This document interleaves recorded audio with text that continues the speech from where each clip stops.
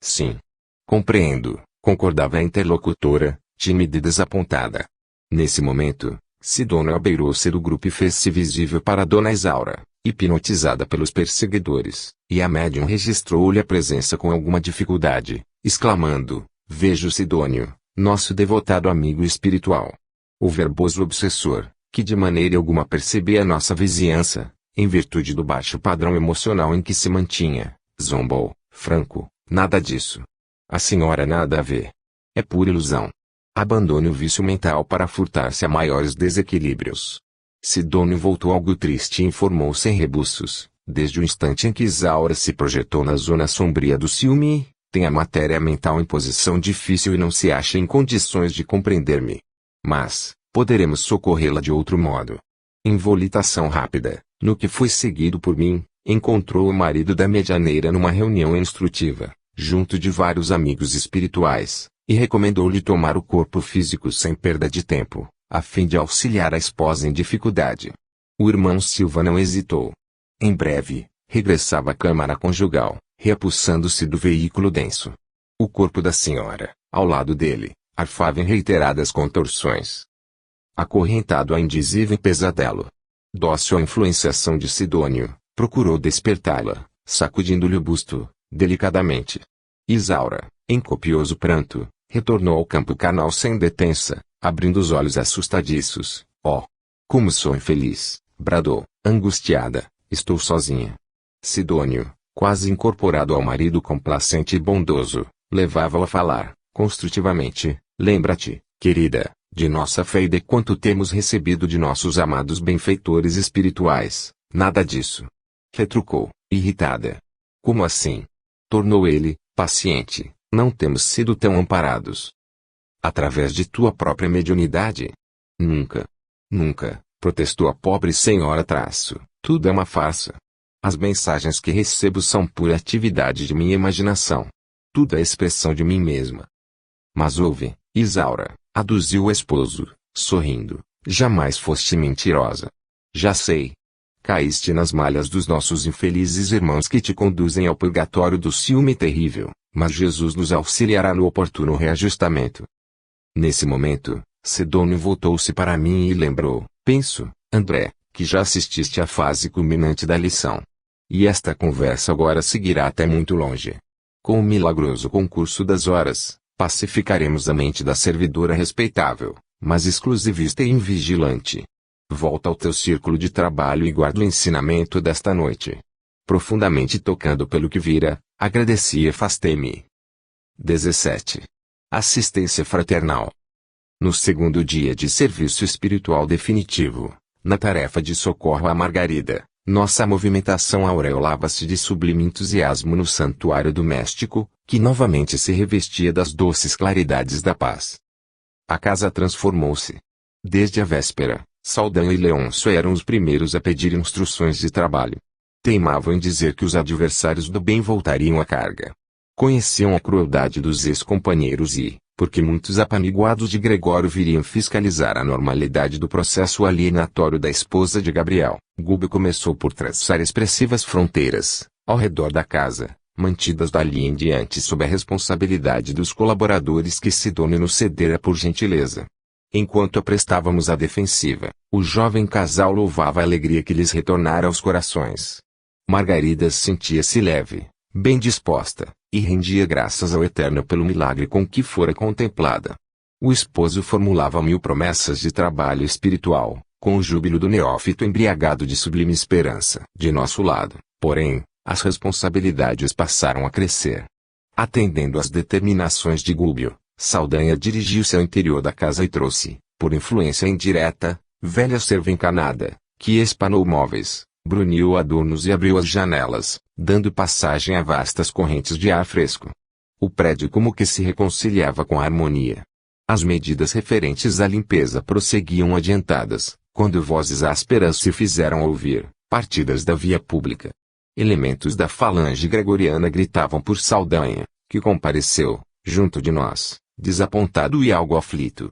Nosso instrutor paternalmente lhe recomendou: "Vai, meu amigo, e mostra-lhes o novo rumo. Tem coragem e resiste ao venenoso fluido da cólera." Usa a serenidade e a delicadeza. Saldanha estampou na fisionomia perceptível gesto de reconhecimento e avançou na direção dos recém-chegados. Uma das entidades de horrível semblante, de mãos à cintura, gritou-lhe, irreverente, então? Que houve aqui? Traindo o comando. O interpelado, que os últimos sucessos haviam alterado profundamente, respondeu humilde, mas firme, meus compromissos foram assumidos com a própria consciência e acredito dispor do direito de escolher a minha rota. Ah, disse o outro, sarcástico, tens agora o direito. Veremos.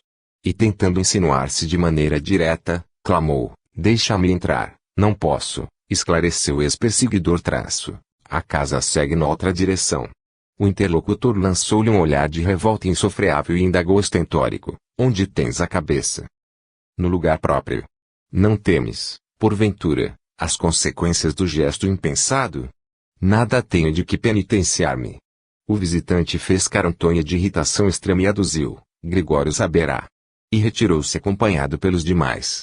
Transcorridos alguns instantes, outros elementos assomaram à entrada, assustadiços e insolentes, com a repetição dos mesmos quadros.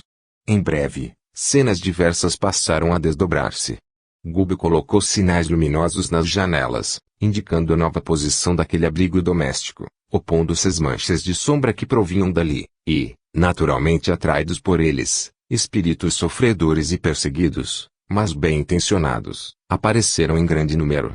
A primeira entidade a aproximar-se foi uma senhora que se ajoelhou, à entrada, suplicando, benfeitores de cima, que vos congregastes nesta casa, em serviço de luz, livrei-me da aflição.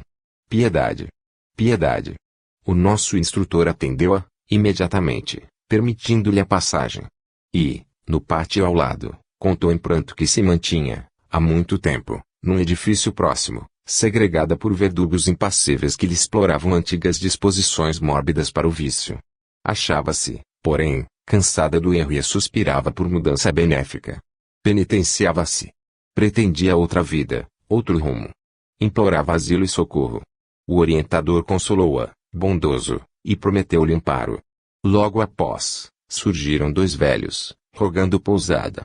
Ambos haviam desencarnado em extrema indigência no hospital. Revelavam-se possuídos de imenso terror. Não se conformavam com a morte. Temiam o desconhecido e mendigavam elucidações. Padeciam de verdadeira loucura. Curiosa dama compareceu pedindo providências contra espíritos pervertidos e perturbadores que, em grande bloco, lhe não permitiam aproximar-se do filho, instigando-a à embriaguez. Outra veio solicitar recursos contra os maus pensamentos de um espírito vingativo que lhe não dava ensejo à oração. A corrente dos pedintes, contudo, não ficou aí. Tive a ideia de que a missão de Gubbio se convertera, de repente, numa avançada instituição de pronto-socorro espiritual. Dezenas de criaturas desencarnadas, sob regime de prisão aos círculos inferiores, alinhavam-se, agora, ao lado da residência de Gabriel, sob a determinação de Gubbio que dizia guardar a noite para os serviços da prece em geral. Antes, porém, que o dia expirasse, começaram a surgir vários elementos da falange de Gregório, afirmando-se dispostos à renovação de caminho. Procediam da própria colônia que visitáramos, e um deles, com grande assombro para mim, foi claro na enunciação dos propósitos de que se achava inspirado. Salvem-me dos juízes cruéis, suplicou, emocionando-nos pela inflexão de voz, não posso mais. Não suporto, por mais tempo, as atrocidades que sou constrangido a praticar. Soube que o próprio Saldanha se transformou. Eu não posso persistir no erro. Temo a perseguição de Gregório, mas, se é necessário arrostar as maiores dores, enfrentá-las-ei de bom grado, preferindo-lhes o golpe fulminatório a regressar. Ajudem-me. Aspiro a nova estrada, com o bem. Apelos como este foram repetidos muitas vezes. Enfileirando sofredores de intenções nobres e retas que nos alcançavam, no vasto recinto de que dispunhamos, nosso instrutor recomendou que eu e Eloy nos colocássemos à disposição deles, ouvindo-os com paciência e prestando-lhes assistência possível, a fim de se prepararem mentalmente para as orações da noite. Confesso que me senti à vontade. Dividimo-nos, então, em dois setores distintos. Organizei os irmãos que me cabia atender em assembleia fraternal, contudo, em vista de os necessitados continuarem chegando, de espaço a espaço, Era imperioso abrir novos lugares no extenso grupo dos ouvintes. Muitas entidades em desequilíbrio, lá fora, reclamavam acesso, pronunciando rogativas comovedoras. Todavia, o nosso orientador aconselhara fosse a entrada privativa dos espíritos que se mostrassem conscientes das próprias necessidades. De há muito aprendera que uma dor maior sempre consola uma dor menor e limitava-me a pronunciar frases curtas, para que os infelizes, ali congregados, encontrassem reconforto, uns com os outros, sem necessidade de doutrinação de minha parte.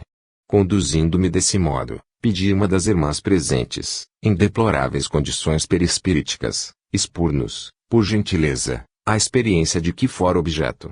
A infortunada concentrou a atenção de todos, em virtude das feridas extensas que mostrava no semblante agora erguido. Ai de mim, começou, penosamente ai de mim, a quem a paixão cegou e venceu, transportando-me ao suicídio. Mãe de 2 filhos, não suportei a solidão que o mundo me impusera com a morte de meu marido tuberculoso. Cerrei os olhos ao campo de obrigações que me convidavam ao entendimento e sufoquei as reflexões ante o futuro que se avizinhava. Olvidei o lar, os filhos, os compromissos assumidos e precipitei-me no vale fundo de sofrimentos inenarráveis.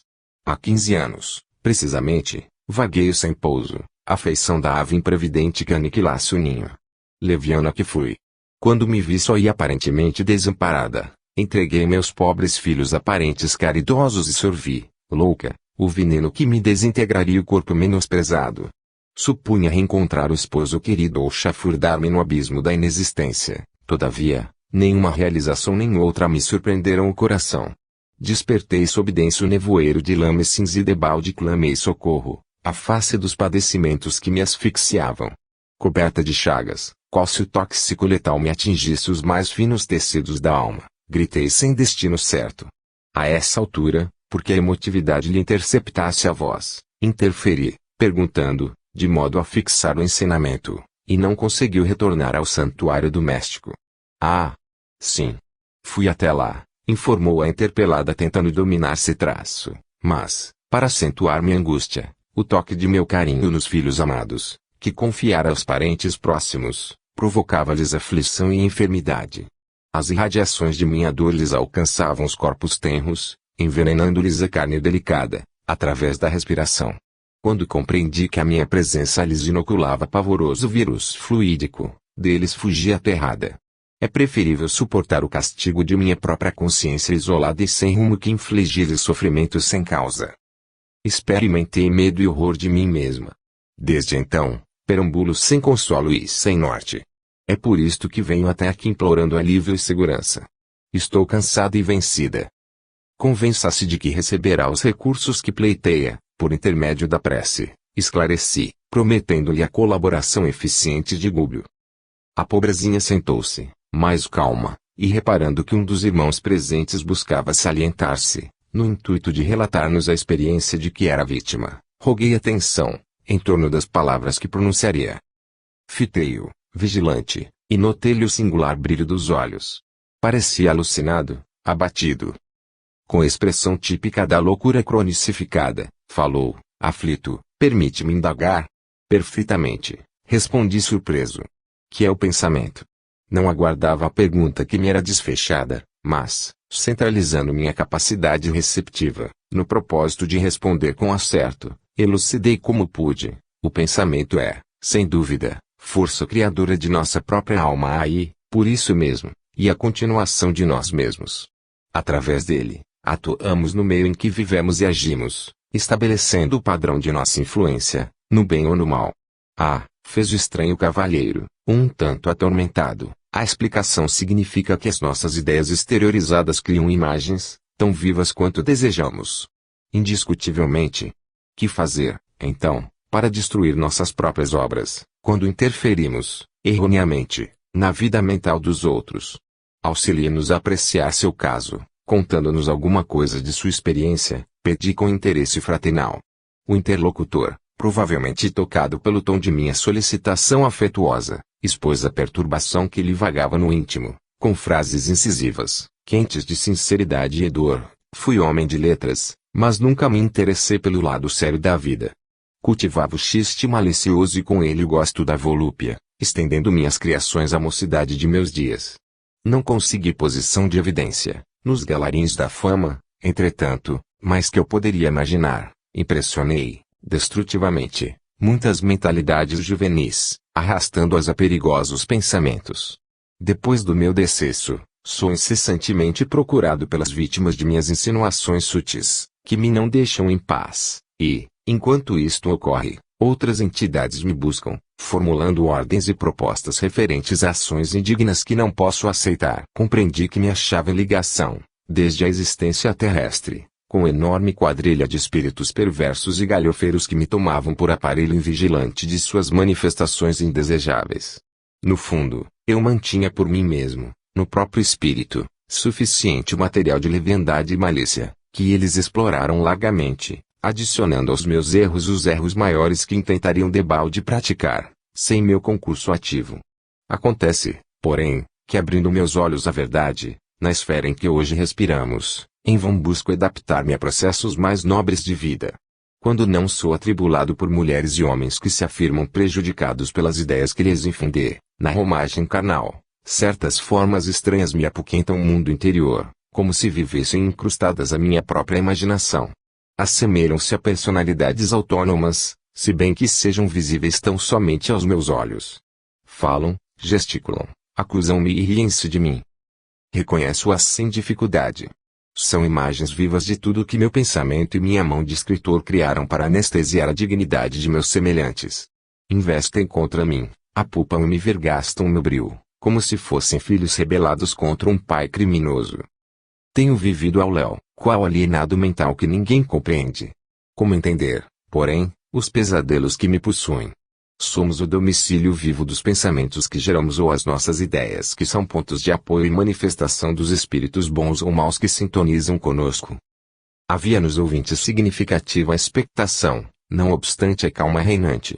O infeliz deixou de falar, titubeante. Demonstrava-se atormentado por energias estranhas ao próprio campo íntimo, apalermado e trêmulo à nossa vista. Fitou em mim os olhos esgazeados de esquisito terror e, correndo aos meus braços, bradou: Elo! Elo que chega por dentro de mim. É uma das minhas personagens na literatura fecenina. Ai de mim! Acusa-me! Gargalho irônico que tem as mãos crispadas. Vai enforcar-me! Alçando a destra a garganta, denunciava, aflito: serei assassinado. Socorro! Socorro! Os demais companheiros perturbados e sofredores, ali presentes, alarmaram-se, desditosos. Houve quem tentasse fugir, mas, com uma frase apenas, sustei o tumulto que se iniciava. O pobre beletrista desencanado contorcia-se em meus braços, sem que eu pudesse socorrer-lhe a mente transviada e ferida. Cautelosamente, enviei um emissário a Gúbio, que compareceu, em alguns segundos. Examinou o caso e pediu a presença de Leôncio, o ex-hipnotizador de Margarida. À frente do recém-chegado, indicou-lhe o doente em crise e falou peremptório, mas bondoso: opera, aliviando.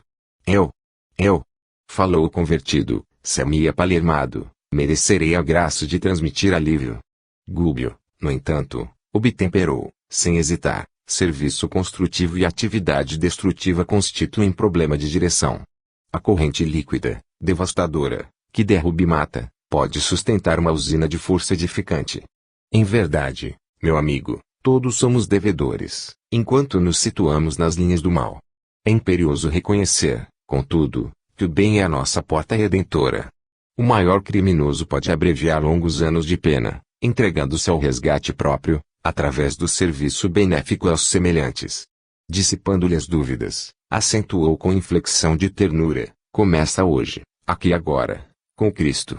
Em tua determinação de ajudar, esconde-se a solução do segredo da felicidade própria. Leôncio não mais vacilou. Magnetizou o enfermo dementado que, poucos minutos depois, silenciou em profundo repouso. Desde esse instante, o ex-perseguidor não mais me abandonou nas experiências do dia, desempenhando as funções de excelente companheiro. A assembleia, porém, crescia de hora a hora. Entidades de boa intenção buscavam-nos sequiosas de paz e esclarecimento, mas, francamente, doía-me observar tanta ignorância, além da morte do corpo. Na maior parte dos presentes não surgia o mais leve traço de compreensão da espiritualidade. Raciocínios e sentimentos jaziam presos ao chão terrestre, vinculados a interesses e paixões, angústias e desencantos. E nosso orientador fora categórico, nas últimas informações que transmitira. A noite próxima a assinalar-nos o término da permanência junto ao lar de Margarida, e cabia-nos preparar quantos nos buscavam, famintos de conhecimento santificante, para os serviços de oração que ele pretendia realizar. Não convinha comparecessem desprevenidos de avisos salutares e oportunos, acerca das obrigações e esperanças que lhes competiam desenvolver. Em razão disso, interferi nas conversações, disseminando os esclarecimentos de que podia dispor. Ao entardecer, a conformação e o contentamento reinavam em todos os rostos. Nosso instrutor prometera conduzir os companheiros de boa vontade à esfera mais elevada, garantindo-lhes a passagem para a condição superior, e doce júbilo transparecia de todos os olhares. Na exaltação da fé e confiança que nos dominavam, simpática senhora pediu-me permissão para cantar um hino evangélico, ao que anuí, prazeroso, e era de ver a beleza da melodia desferida em notas de maravilhoso encantamento. Alegre e reconfortado pela expressão do serviço que nos fora conferido, tinha meus olhos nublados de pranto, quando, aos últimos versos do Cântico de Esperança, jovem dama, de triste fisionomia, avançou para mim e disse, em voz súplice: meu amigo, de hoje em diante adotarei novo rumo. Sinto, neste cenáculo de fraternidade, que o mal nos afundará invariavelmente nas trevas. Fixou os olhos lacrimosos nos meus e rogou, depois de comovente intervalo: promete-me, porém, a bênção do ouvido na esfera do recomeço. Fui mãe de 2 filhinhos, tão belos e tão puros como 2 estrelas, mas a morte me arrebatou muito cedo do lar. Mas não foi a morte o único algoz que me feriu, desapiedado. Meu marido, em 6 meses, esqueceu as promessas de muitos anos e entregou-me os 2 anjos à madrasta sem entranhas, que cruelmente os amesquinha. Há 20 meses luto contra ela, tomada de incoercível revolta. Todavia, estou entediada do ódio que me constringe o coração. Preciso renovar-me para o bem, a fim de ser mais útil. Entretanto, meu amigo, tenho sede de esquecimento. Ajuda-me por piedade. Prende-me em algum lugar, onde minhas recordações amargas possam tranquilamente morrer. Não me deixes, por mais tempo, entregue aos caprichos que me arrastam. Minha inclinação ao bem é insignificante réstia de luz, no seio da noite do mal que me envolve. Compadece-te e ajuda-me. Não sei amar, ainda, sem o ciúme violento e aviltante. Entretanto, não ignoro que o Mestre Divino se entregou à cruz, em extrema renúncia. Não permitas que as minhas elevadas aspirações desta hora venham a perecer. As rogativas e lágrimas daquela mulher acordaram-me a lembrança viva do próprio passado. Eu também sofrera intensivamente para desvencilhar-me dos laços inferiores da carne. Sensibilizado, nela enxerguei uma irmã pelo coração e que me cumpria esclarecer e amparar. Abracei-a, comovido, como se o fizesse a uma filha, chorando por minha vez. E refletindo nas dificuldades de quantos empreendem a reveladora viagem da morte, sem bases de verdadeiro amor e de legítimo entendimento nos corações que permanecem à retaguarda, exclamei: sim, farei tudo quanto estiver em minhas forças para auxiliar-te. Fixa-te em Jesus e doce esquecimento do perturbado campo terrestre te balsamizará o espírito, preparando-te para o voo às torres celestes. Serei teu amigo e desvelado irmão. Ela abraçou-me, confiante, como a criancinha quando se sente segura e feliz. 18. Palavras de benfeitor. A reunião noturna guardava-nos surpreendente alegria. Sob a doce claridade lunar, Gubbio assumiu a direção dos trabalhos e congregou-nos em largo círculo. Era, efetivamente, nos menores gestos, precioso guia a conduzir-nos aos montes de elevação mental. Recomendou-nos o esquecimento dos velhos erros e aconselhou-nos atitude interior de sublimada esperança, emoldurada em otimismo renovador, a fim de que as nossas energias mais nobres fossem ali exteriorizadas. Esclareceu que um caso de socorro, quando orientado nos princípios evangélicos, qual sucedia no problema de Margarida, é sempre suscetível de comunicar alívio e iluminação a muita gente, elucidando, ainda, que ali nos encontrávamos para receber a bênção do plano superior, mas, para isso, tornava-se imperioso guardar inequívoca a posição de superioridade moral, porque o pensamento, em reunião com aquela, põe em jogo forças individuais de suma importância no êxito ou no fracasso do tentame. De todas as fisionomias transbordavam o contentamento e a confiança, quando nosso orientador, erguendo a voz no cenáculo de fraternidade, rogou humilde e comovente: Senhor Jesus, digna-te abençoar-nos, discípulos teus, sequiosos das águas vivas do reino celeste. Aqui nos congregamos, aprendizes de boa vontade, à espera de tuas santificadas determinações. Sabemos que nunca nos impediste o acesso aos celeiros da graça divina e não ignoramos que a tua luz, quanto a do sol, cai sobre santos e pecadores, justos e injustos. Mas nós, Senhor, nos achamos atrofiados pela própria imprevidência. Temos o peito ressecado pelo egoísmo e os pés congelados na indiferença, desconhecendo o próprio rumo. Todavia, Mestre, mais que a surdez que nos toma os ouvidos e mais que a cegueira que nos absorve o olhar, padecemos, por desdita nossa, de extrema petrificação na vaidade e no orgulho que, através de muitos séculos, elegemos por nossos condutores nos despenhadeiros da sombra e da morte, mas confiamos em Ti, cuja influência santificante regenera e salva sempre. Poderoso amigo, Tu que abres o seio da terra pela vontade do Supremo Pai, usando a lava comburente, liberta-nos do espírito dos velhos cárceres do eu, ainda que para isso sejamos compelidos a passar pelo vulcão do sofrimento. Não nos relegues aos precipícios do passado. Descerra-nos o futuro e inclina-nos a uma atmosfera da bondade e da renúncia.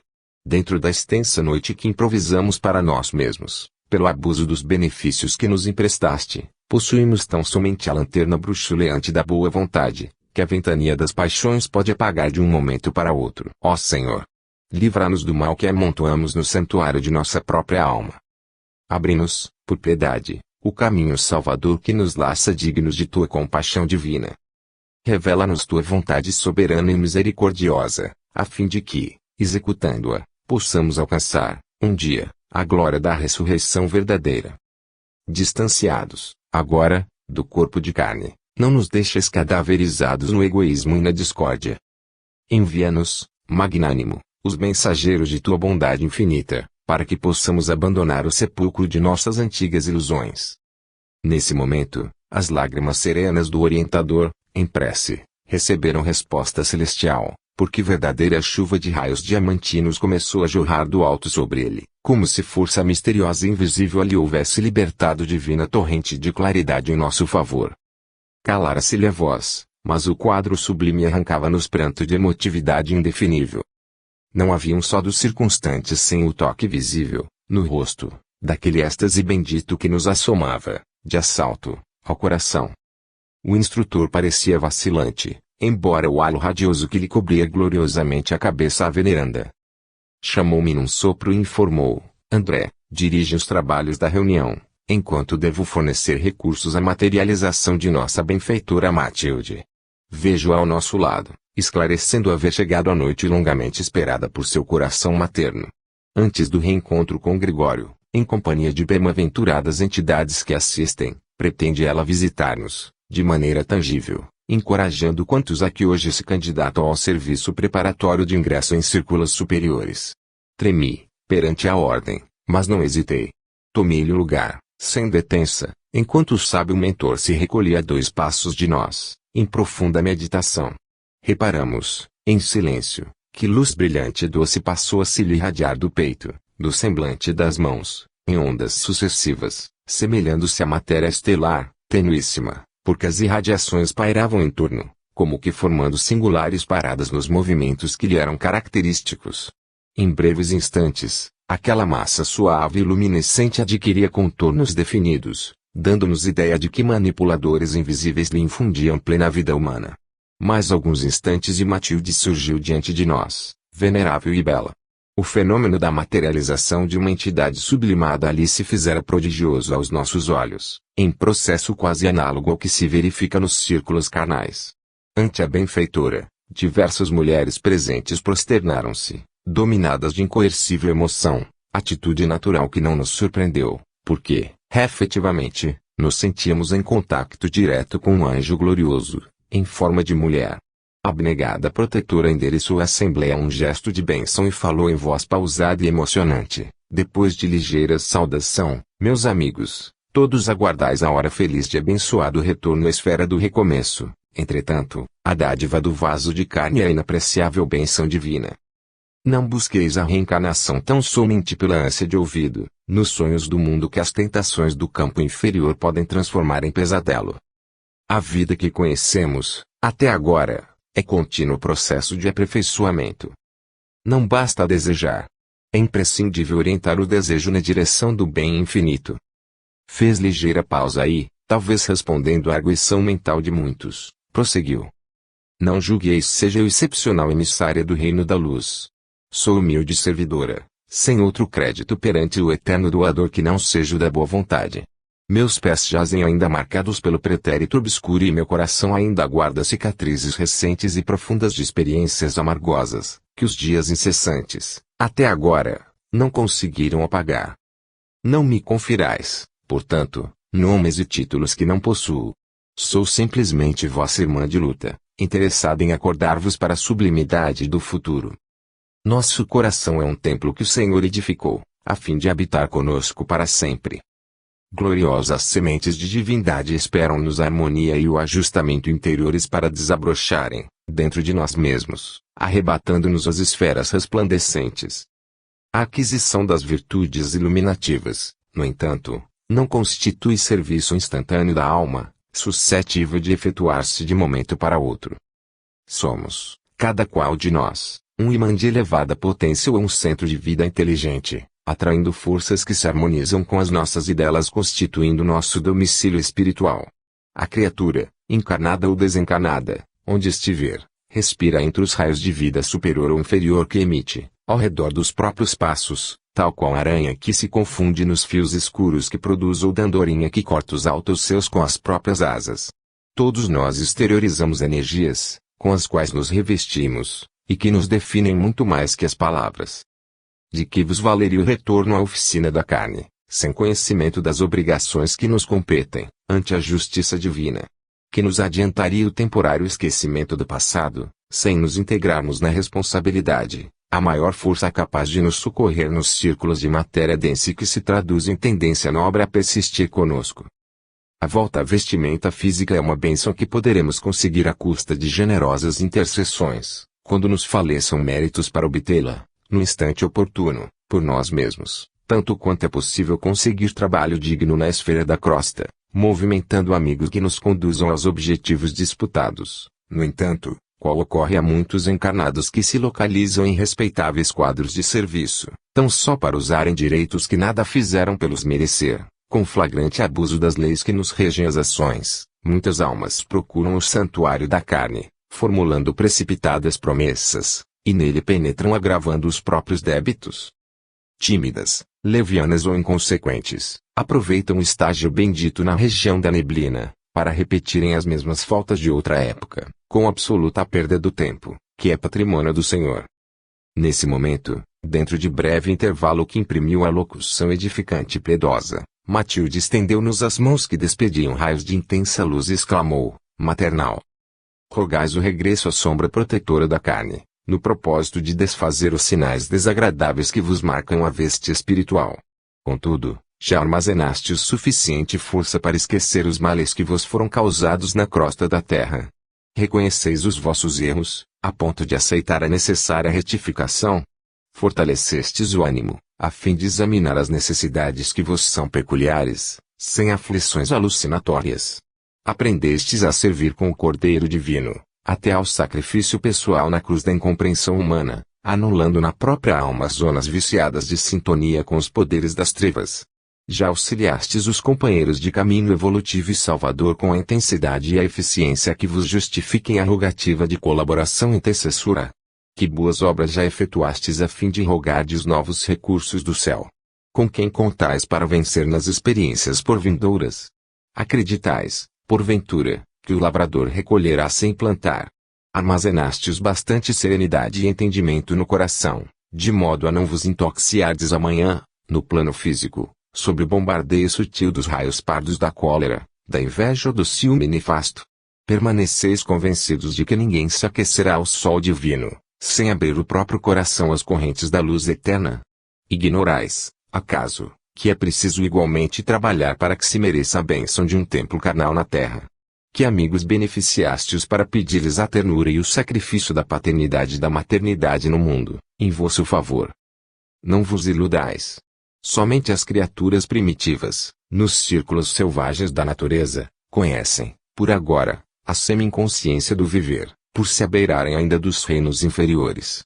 Recebem a reencarnação quase ao jeito dos irracionais, que aperfeiçoam instintos para ingressarem, mais tarde, no santuário da razão. Para nós, porém, senhores de vigorosa inteligência, que já respiramos em centenas de formas diversas e que já atravessamos vários climas evolutivos, ofendendo e sendo ofendidos, amando e odiando, acertando e errando, resgatando débitos e contraindo-os, a vida não pode resumir-se a mero sonho, como se a reencarnação constituísse simples processo de anestesia da alma. É indispensável, pois, que nos refaçamos, aprimorando o tom vibratório de nossa consciência, alargando-a para o bem supremo e iluminando a claridade renovadora do Divino Mestre. A mente humana, honrando os patrimônios celestiais que lhe foram conferidos, não poderá vegetar, à feição do arbusto enfezado que nada produz de útil na economia do orbe, nem deve imitar o irracional que se localiza na retaguarda da inteligência incompleta. Uma existência entre os homens, por mais humilde, para nós outros é acontecimento importante demais para que o apreciemos sem maior consideração. Todavia, sem abraçar a noção de responsabilidade individual, que nos deve marcar o esforço de santificação, qualquer empresa dessa ordem é arriscada, porque em nosso aprendizado intensivo, na recapitulação, cada espírito segue sozinho no círculo dos próprios pensamentos, sem que os companheiros de jornada, com raríssimas exceções, lhe conheçam as esperanças mais nobres e lhe partilhem as aspirações dignificadoras.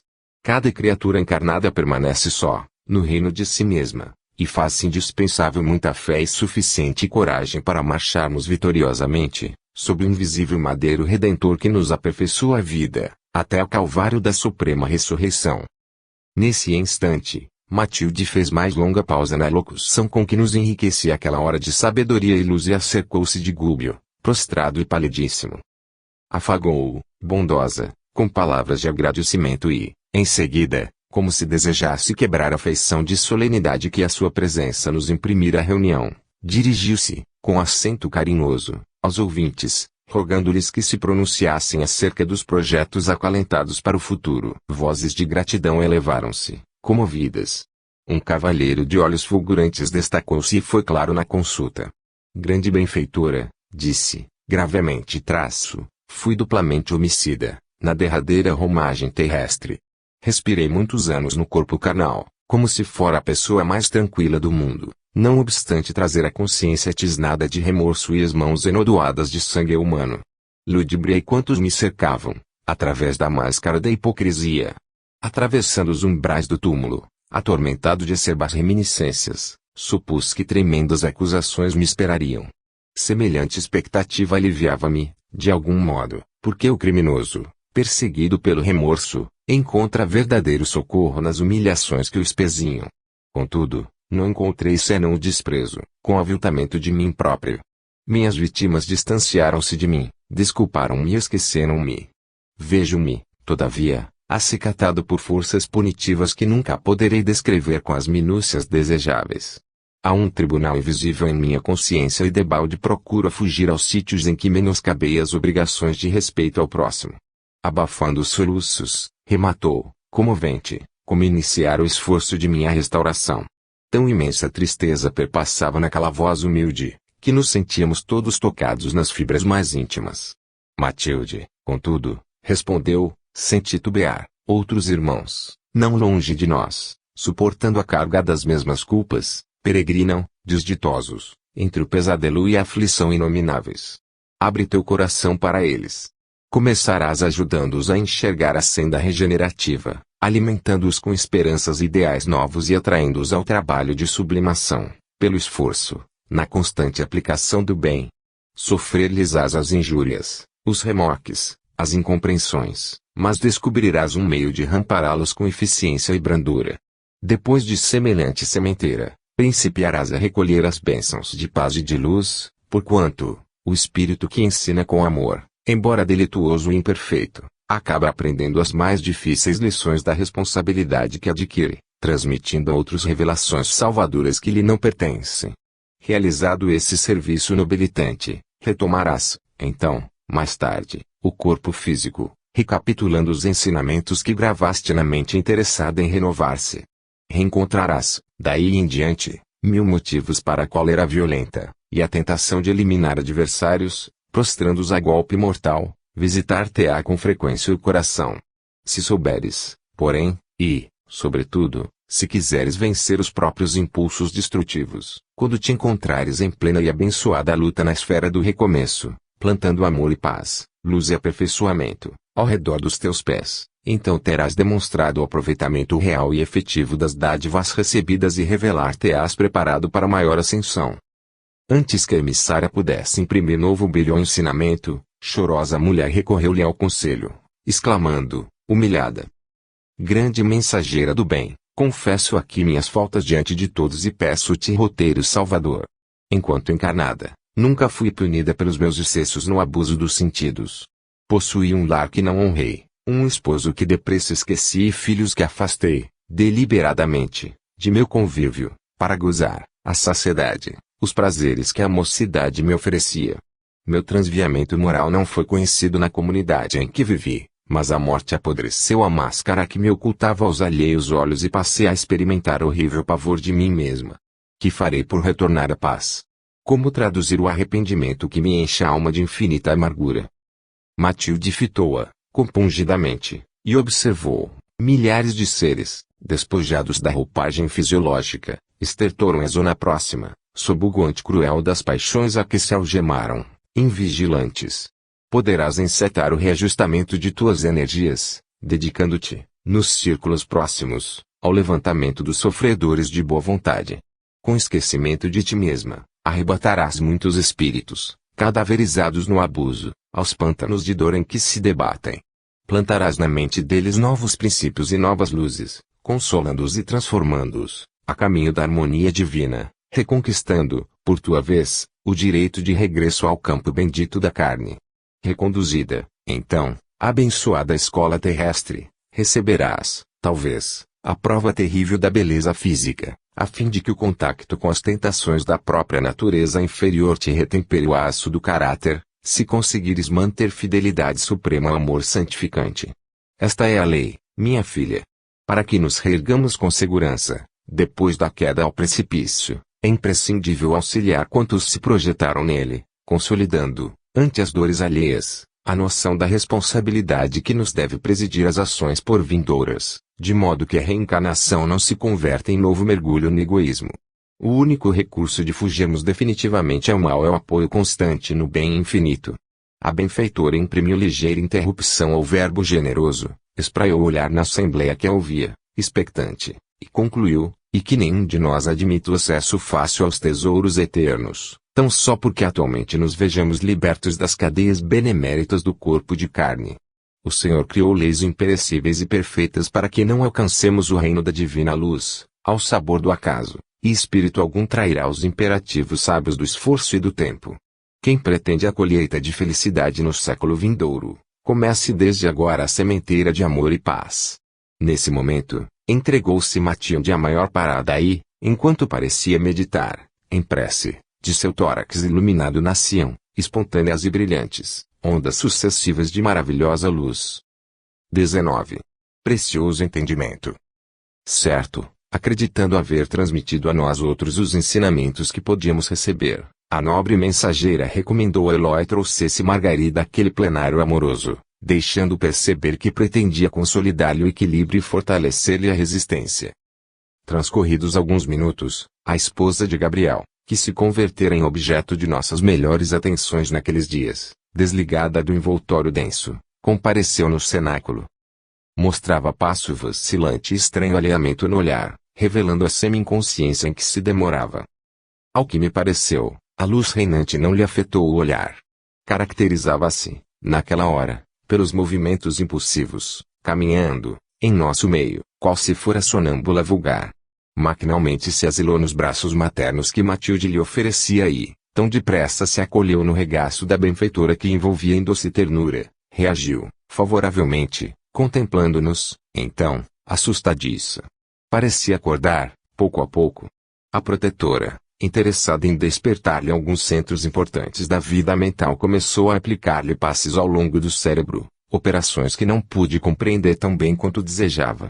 Reparei, contudo, que Matilde lhe aplicava recursos magnéticos sobre os condutores nervosos do órgão de manifestação do pensamento, tanto quanto ao longo de toda a região do simpático, esclarecendo-me o instrutor, mais tarde, que o estado natural da alma encarnada pode ser comparado, em maior ou menor grau, à hipnose profunda ou à anestesia temporária, a que desce a mente da criatura através de vibrações mais lentas, peculiares aos planos inferiores, para fins de evolução, aprimoramento e redenção, no espaço e no tempo. Fenômenos de metabolismo, na organização perispirítica, fizeram-se patentes à nossa observação, porque Margarida expelia, através do tórax e das mãos, fluidos cinzento escuros, em forma de vapor tenuíssimo, a desfazer-se no vasto oceano de oxigênio comum.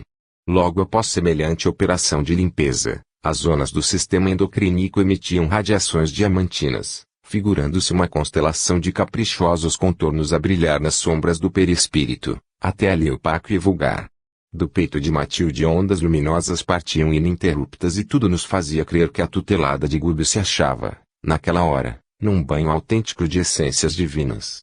A certa altura do singular processo de despertamento, a jovem senhora abriu desmedidamente os olhos, qual criança espantada, e fixou-nos com expressão de assombro, ensaiando movimentos de recuo e pavor.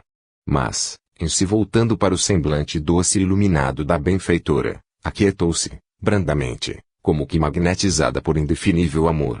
Matilde ausculou-a, enternecida, e, ao contato daqueles lábios sublimes, Margarida, mostrando-se tocada nos recessos do ser, abraçou-lhe o busto, evidenciando ânsia suprema de integração espiritual. Parecendo desvairada de repentino júbilo, bradou, em lágrimas comoventes: "Mãe! Querida mãezinha!" "Sim, minha filha, sou eu", disse a interlocutora, afagando-a com extremado afeto.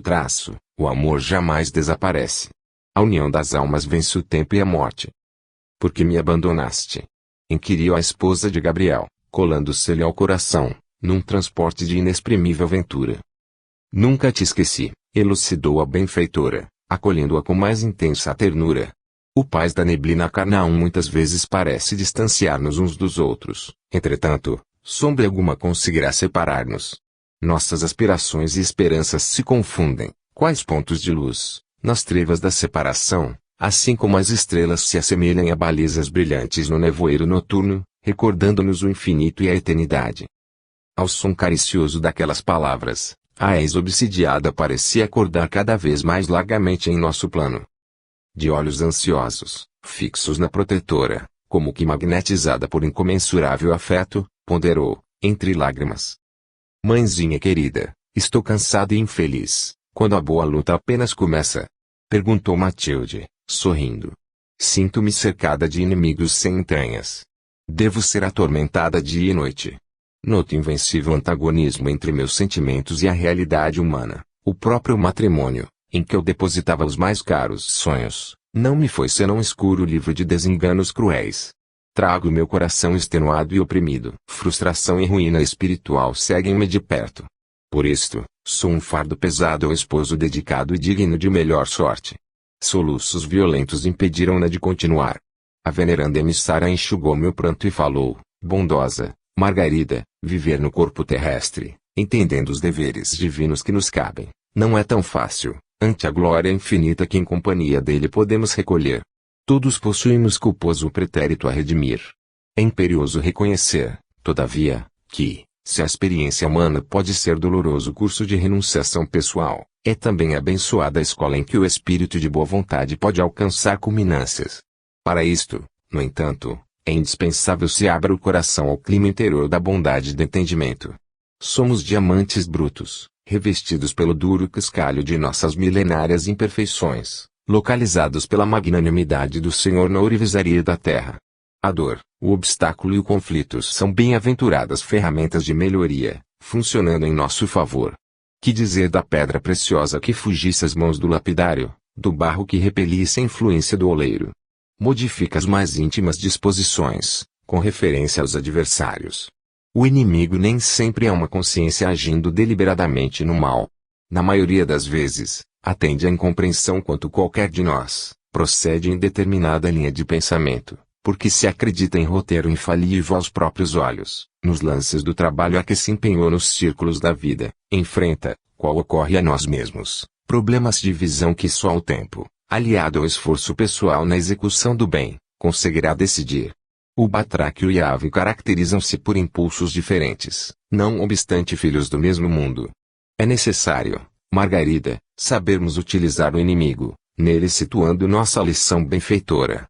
A rigor, em vista da nossa posição de inferioridade, seremos adversários naturais da obra dos anjos, na esfera menos elevada que atravessamos presentemente. Todavia, as potências angélicas não nos punem a incapacidade temporária de compreensão ante os serviços divinos que lhes cabem na economia do universo. Ao invés de condenar-nos, identificam-nos as deficiências compadecidamente e estendem os braços fraternos, através de 1000 recursos invisíveis e indiretos, a fim de que aprendamos a escalar o monte da sublimação, em marcha para os cumes celestes. Verificando-se pequena pausa nas observações maternais, a jovem senhora obtemperou, enlevada. Amada mãezinha, pudessem meus ouvidos guardar sempre a doce música de tuas palavras. Tristemente, antevejo o torvelinho das dificuldades terrenas a que devo retornar. Tudo agora é consolação e esperança, todavia, amanhã serei novamente prisioneira no cárcere físico e caminharei de memória anestesiada, em conflito incessante com os monstros que me assediam. Este, filha, acrescentou Matilde, afetuosa a traço, é o imperativo da tarefa que te compete realizar. Entretanto, não percas os tesouros do tempo em considerações inúteis. Enche as tuas horas de trabalho salutar com a possível harmonia, fonte de toda a beleza. A inteligência que, de algum modo, já se evadiu das limitações da animalidade, encontra-se no corpo de carne, à maneira do lidador num estádio de provas benfeitoras. Lá dentro, na arena das possibilidades sublimes que a região do nevoeiro oferece, a quem se encaminha para cima e a quem se dirija para baixo. Não fujas ao óbice valioso na corrida de aperfeiçoamento, nem sorvas o mentiroso elixir da ilusão, apaixonadamente usado por todos os que se deixaram vencer pelas tentações do desânimo, incapazes de aceitar o desafio que o mundo lhes endereça. A vida, para toda alma que triunfa no carreiro áspero, é serviço, movimento, ascensão. E é rajada de luta que te conduzirá ao píncaro luminoso. Não te suponhas sozinha na jornada áspera. Outras, aos milhares, suam e sangram, em silêncio. Passam na cena do mundo, sem o afeto de um esposo e sem a bênção de um lar. Não conhecem, como tu, a dádiva de um corpo normal, nem podem guardar os mínimos sonhos que arregimentas no coração feminino. São homens esquecidos e mulheres desamparadas que passam despercebidos e humilhados, do berço ao túmulo. Respiram em regime de tortura moral e seguem, estrada fora, desprotegidos e dilacerados, aos olhos do mundo, abafando os próprios soluços que, se ouvidos, lhes acarretariam implacável punição. Entretanto, apesar do espesso véu de lágrimas que lhes dificulta a marcha, continuam caminhando impávidos, contando com um amanhã, cada vez mais impreciso e distante, que parece ocultar-se, indefinido, nos horizontes sem fim. Margarida, que assinalava enternecidamente a argumentação, rogou, súplice. Mãezinha querida, ensina-me a continuar. Desejo honrar a bendita oportunidade que recebi. Não procures ser atendida em todos os teus desejos, falou a benfeitora, suavemente traço, mas procura servir, fraternalmente, a quantos te reclamem arrimo e braço forte. Ajuda, antes de procurares auxílio. Compreende, sem exigir compreensão imediata. Desculpa os outros, sem desculpar a ti mesma. Ampara, sem a intenção de ser amparada. Dá, sem o propósito de receber. Não persigas o respeito humano que te faça aparecer melhor que és, mas busca, em todo tempo e lugar, a bênção divina na aprovação da própria consciência. Não procures destacada posição, diante dos outros. Antes de tudo, aperfeiçoa os teus sentimentos, cada vez mais, sem propaganda de tuas virtudes vacilantes e problemáticas. Age corretamente e esquece as frases vazias ou venenosas da maledicência contumaz. Em te socorrendo das diretrizes alheias, Desconfia das palavras que te lisonjeiem a fantasiosa superioridade pessoal ou que te inclinem à dureza de coração. Diante da fartura ou da escassez, recorda o serviço que o Senhor te convocou a realizar e produze o bem em seu nome, onde estiveres. Lembra-te de que a experiência na carne é demasiadamente breve e que a tua cabeça deve permanecer tão cheia de ideais santificantes, quanto as mãos repletas de trabalho salutar. Para que atendas, porém, a semelhante programa, é imprescindível abras o coração ao sol renovador do sumo bem. De alma cerrada ao interesse pela felicidade do próximo, jamais encontrarás a própria felicidade. Alegria que improvisares, em torno dos pés alheios, te fará mais rica de júbilo. Na paz que semeares, encontrarás a colheita da paz que desejas. Estes são princípios da vida radiante. No insulamento, ninguém recolherá suprema alegria.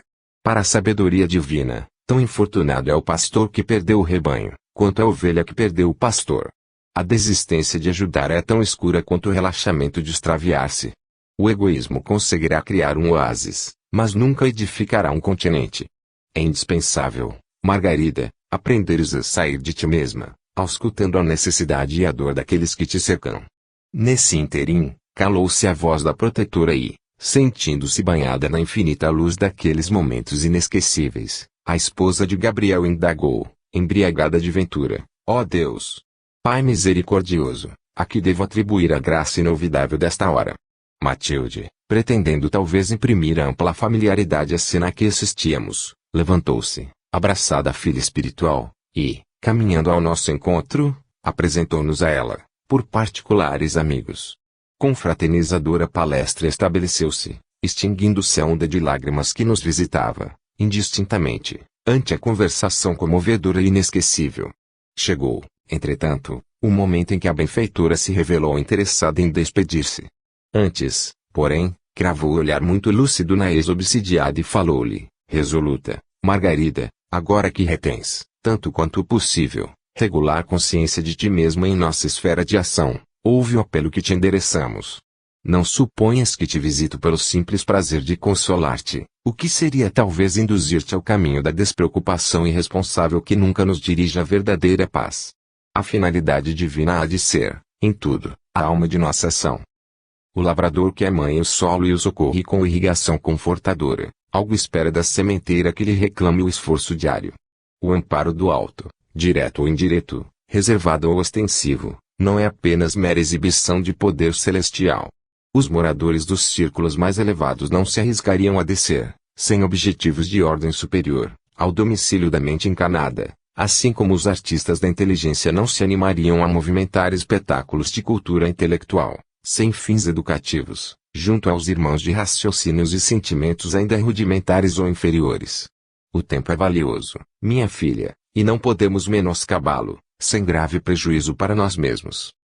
Ante a expressão de surpresa que a tutelada de Gubo estampava no semblante inquieto, Matilde continuou: em breves anos, voltarei também ao círculo de lutas em que te debates. Tu! Gritou Margarida, apalermada, ante a perspectiva de renascimento canal para o ser iluminado que se mantinha em nossa vista, porque te seria imposta semelhante pena.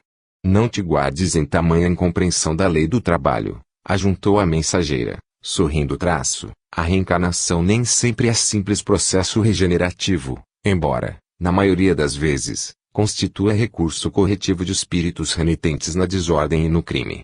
A crosta da terra é comparável a imenso mar onde a alma operosa encontra valores eternos aceitando os imperativos de serviço que a bondade divina nos oferece. Além disso, todos temos doces laços do coração, que se demoram, por muitos séculos, retidos ao fundo do abismo. É indispensável buscar as pérolas perdidas para que o paraíso não permaneça vazio de beleza ao nosso olhar. Depois de Deus, o amor é a força gloriosa que alimenta a vida e move os mundos. A benfeitora fitou a jovem senhora, enlevada, fez pequena pausa e aduziu: em razão disto, espero não desconheças a santidade do ministério maternal, na orientação dos espíritos renascentes. Nossas melhores possibilidades se perdem na esfera do recomeço, por falta de braços decididos e conscientes que nos guiem através dos labirintos do mundo. Carinho, quase sempre, não falta no santuário familiar, onde a alma se habilita à recapitulação de valiosa aventura, Entretanto, a ternura absoluta é tão nociva quanto a absoluta aspereza. Não ignoras, filha amada, que a entidade mais enobrecida, em retomando o veículo de carne, é compelida a sofrer-lhe os regulamentos. As leis fisiológicas, que dominam na crosta, não fazem exceção. Impõe-se sobre os justos com o mesmo rigor dentro do qual funcionam para os pecadores. O anjo que desce ao fundo da mina de carvão continuará naturalmente a ser um anjo na vida íntima,